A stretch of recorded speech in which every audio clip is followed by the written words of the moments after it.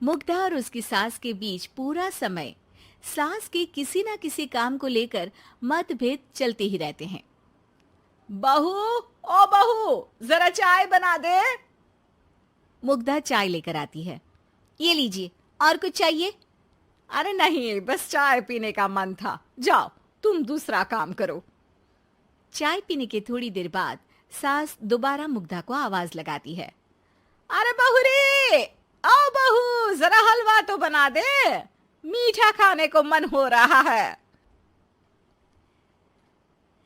इसी तरह मुग्धा की सास पूरा समय कोई ना कोई काम बताकर उसे रसोई से बाहर तक निकलने नहीं देती।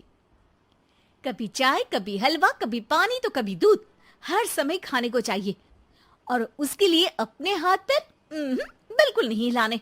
परेशान किया हुआ है इन्होंने। सास की जबरदस्ती परेशान करने की आदतों से दुखी मुग्धा एक शाम सचिन के साथ अपने कमरे में बैठी हुई बात कर रही होती है। सुनो जी, मम्मी जी की ये जानबूझकर मुझे परेशान करने की फरमाइशों से मैं बहुत फ्रस्ट्रेट हो चुकी हूँ। पूरे दिन में एक सेकंड का आराम नहीं मिलता। रसोई से बाहर कदम रखती नहीं कि बहू ये बना दे, बहुरी वो बना दे। अरे इनकी फरमाइशें चलती ही रहती है। अरे मुग्धा, माँ खाने की शौकीन है, पर उम्र हो चली है, खुद खाना नहीं बना सकती, इसलिए तुमसे बोलती है। अरे तो शौक भी उम्र देख कर रखने चाहिए ना। समझ में नहीं आता, हर समय फेविकॉल का जोड़ लगाए सोफे से चिपकी बैठी रहती है। इतना सब डाइजेस्ट कैसे हो जाता है उन्हें? अरे तुम मेरी माँ से इतनी नफरत कैसे कर सकती हो? मैं उनसे नफरत नहीं करती जी, बस परेशान हूँ। जहां मुग्धा अपने पति से ये सब बोल रही होती है, वहीं उसकी सास भी कमरे के बाहर दरवाजे से कान लगाए सारी बातें सुन रही होती है और अगली दोपहर रसोई में मुग्धा के पास जाती है। बहू, आज ना मेरा कुछ मसालेदार खाने का मन है। तो चाय बना दूं? मुझे बहुत पसंद है। अरे ना, ऐसा कर लिट्टी चोखा बना ले।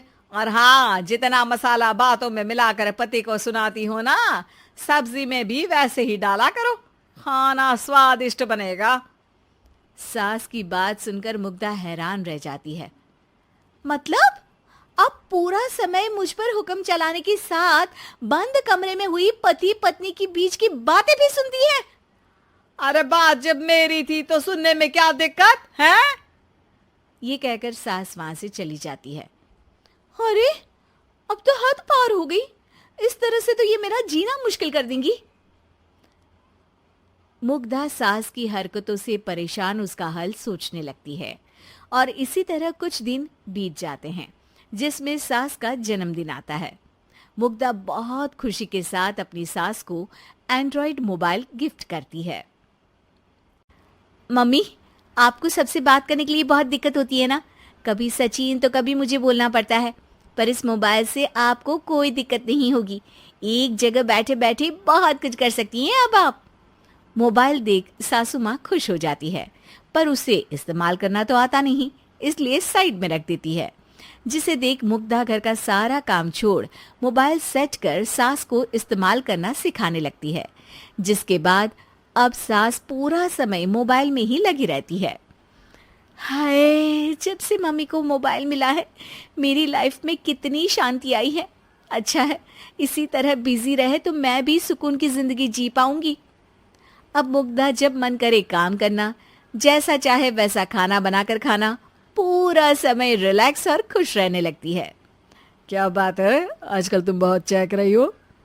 अरे मम्मी जी से छुटकारा जो मिला है, अब ना फरमाइशें ना छुप छुप कर बातें सुनना। अच्छा, तो मोबाइल गिफ्ट करने की ये स्कीम थी। इसी तरह दिन बीतते हैं और अब मोबाइल पर लगी सास फरमाइशों की जगह सवालों के लिए बहू को आवाजें लगाना शुरू कर देती है। अरे बहू सुन तो, देख जरा किसी का फोन क्यों नहीं मिल रहा? रिचार्ज खत्म हो गया है, पर अभी 4 दिन पहले ही तो मैंने किया था। इतनी जल्दी कैसे खत्म हो गया? अरे मैंने कल तेरी कनाडा वाली मौसी सास से 3 घंटे बात की थी ना। क्या? इतना महंगा तो मोबाइल भी नहीं आया जितना महंगा इसका रिचार्ज पड़ रहा है। इसके बाद तो जैसे मुग्धा के दिन के 24 घंटे में से 20 घंटे सास के पास उनके मोबाइल रिलेटेड प्रॉब्लम सॉल्व करने की ड्यूटी ही बन जाती है। अरे मुग्धा, ये मोबाइल में अचानक तेरी मौसी सास की शक्ल क्यों दिखने लगी? और ये तो हिल भी रही है। मम्मी, ये गूगल डुओ का वीडियो कॉल है। इसमें आप बात करने के साथ एक दूसरे की शक्ल भी देख सकती हो। अच्छा, ये तूने मुझे पहले क्यों नहीं बताया? अब बताने के लिए पहले नहीं बताया। इसी बीच सचिन भी वहां आ जाता है और सास अपनी वीडियो कॉल में बिजी हो जाती है। क्यों, सास बहू में क्या गपशप चल रही है?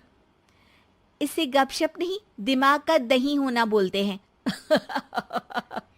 पर तुम तो मम्मी को मोबाइल देकर बहुत खुश थी, फिर क्या हुआ? हाँ, उसका सुकून भी कुछ ही दिन मिला। अब घर के टंटे खत्म हुए तो मोबाइल की टिंग टिंग शुरू हो गई। देखो भाई, कुछ पाने के लिए कुछ खोना तो पड़ता है। आखिर तुमने मोबाइल अपने फायदे के लिए ही तो दिया है, तो फिर सवालों के जवाब भी देने पड़ेंगे, क्योंकि जब तक उनके हाथ में ये फुंथरू रहेगा, तुम्हारी लाइफ में प्राइवेसी और सुकून रहेंगे। कहने का मतलब है अगर इससे प्यार बढ़े तो दाग अच्छे हैं।